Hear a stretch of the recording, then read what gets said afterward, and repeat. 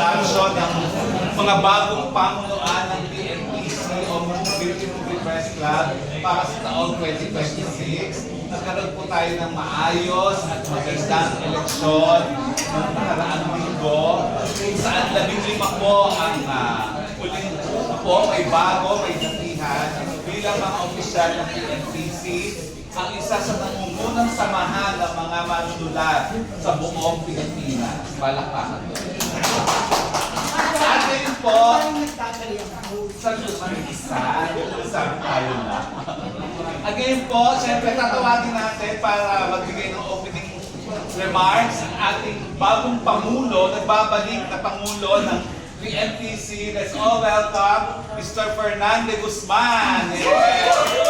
Birthday week niya.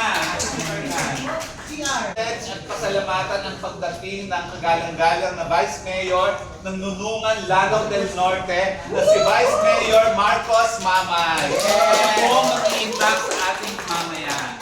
At ito na po, muli, ang nagbabalik Pangulo ng PNPC, Mr. Fernando Guzman. Magandang hapon po sa ating lahat o magandang gabi. At syempre, maraming salamat sa tumalong ngayong araw na ito.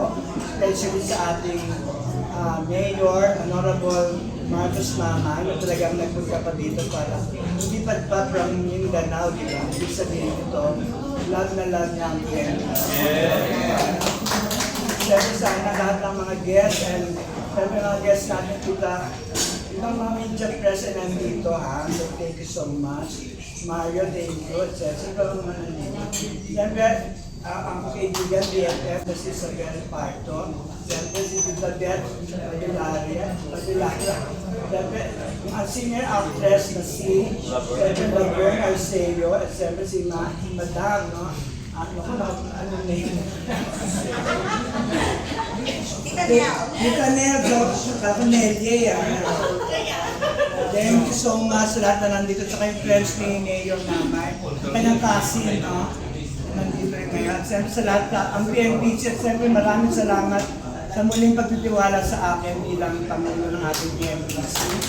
At sana mas maging ayos pa, mas maging tapat at siyempre happy ang PNPC. Siyempre kahit nasabihin natin marami ng mga club sa ating industriya, andito pa rin tayo, nakatayo.